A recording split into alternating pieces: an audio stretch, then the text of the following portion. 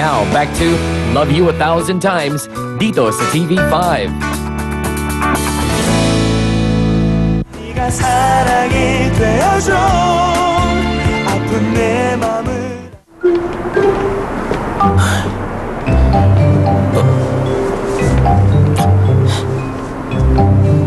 Ay.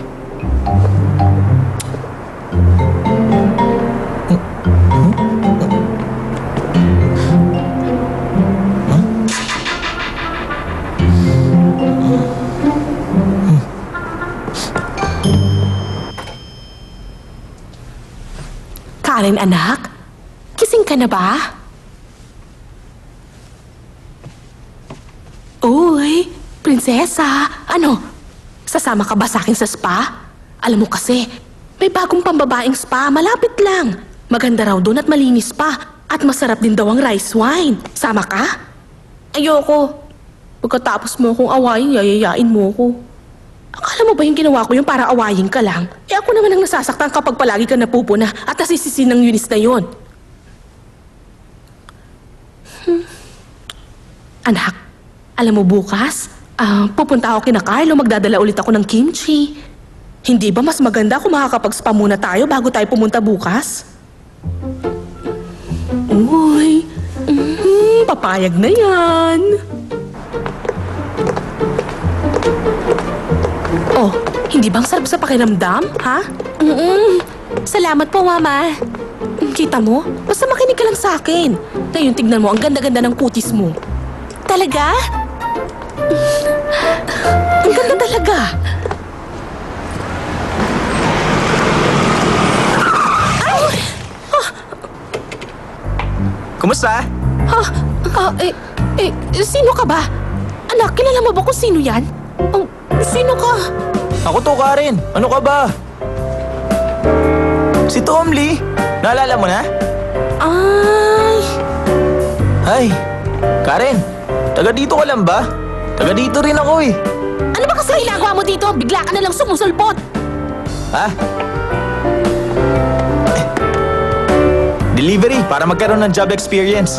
Jajam yun. Mga seafood soup, pati na rin sweet and sour pork. Basta tawagan mo lang ako. Malamang, kayo po ang mama ni Karen. Kumusta po kayo? Anak, sino ba kasi yan? Wala. Ma, tayo na. Mag-iingat kayo! Ay, ayos.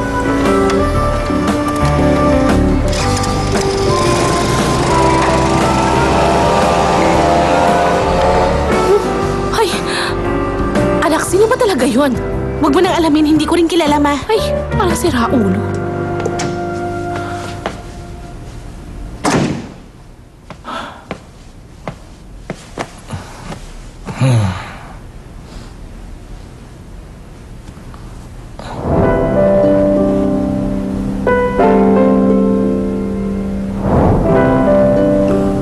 Ano tong nararamdaman ko?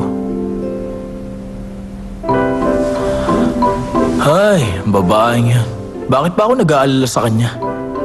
Hindi ko pa naman siya ganun kakilala. Ay, nakakapagtaka. Saan kaya napunta yung wallet? Ma. Maghanda ka na. Tayo na. Kaarawan ng pamangkin mo ngayon. Alam ko po. Mama? Comforter? Bakit? Sino natulog dyan sa study room? Diyan ba natulog si Harold? Opo, paminsan-minsan. Sumunod ka sa akin.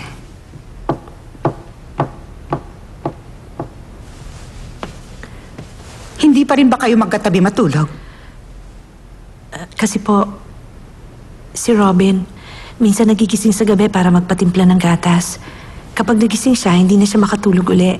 Kaya doon ko po siya pinapatulog. Wala akong masabi sa'yo. Ikaw ang nagpapalabas sa asawa mo? Sa akin na ngayon matutulog ang bata. Alagaan mo ang asawa mo. Naiintindihan mo? Opo.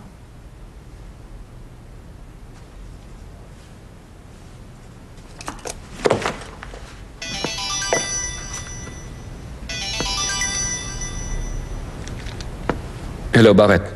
Manood tayo ng sine. Anong oras ka lalabas? Palabas na kasi yung pelikula na pagkwentuhan natin. Birthday ng anak ko, hindi ako pwede. Nakabili na ako ng ticket. Hindi nga pwede. Magsama ka na lang ng kaibigan.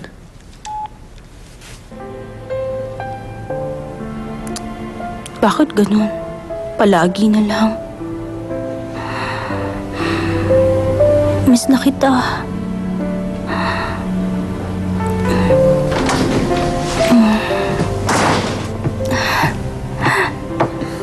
Nandito na ako.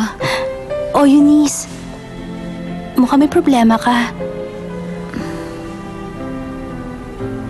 Napakasama naman yung tao. Ang lungkot-lungkot mo siguro. Kung hindi nga lang dahil doon sa picture, hindi naman talaga ako magagalit. Pero bakit naman isa na lang ang picture ng mama mo?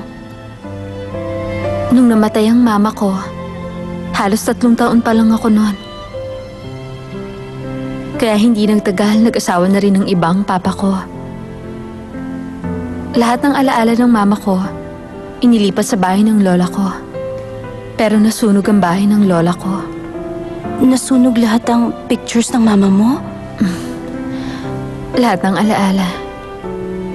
Kaya nung kasalukuyan pa ako nag-aaral sa high school, ibinigay ng lola ko sa akin yung picture. Ang sabi niya, yun na lang daw ang natira. Kaya ingatan ko ng mabuti. Yun yung picture na nasa loob ng wallet? Grabe talaga ang lalaking yun. Auntie Hilda! Auntie Hilda, ako po to! Ako to, si Eunice po! Sinong Eunice? Eunice po! Naaalala niyo? Pwede makapagkita sa inyo?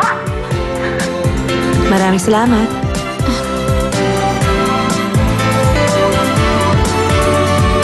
Dahil ba hindi mo talaga siya anak, pwede mo na siyang tratuhin ng ganon? Ano ka mo? Hoy, ano yung hinawakan mo? Anong ibig mo sabihin? Wala ako hinahawakan ah. Nagdedenay ka pa. Ginawa mo yun, di ba? Wow! Makinig ka. Wala akong kahit konting interes sa katawan mo. At lalong hindi kita type, no?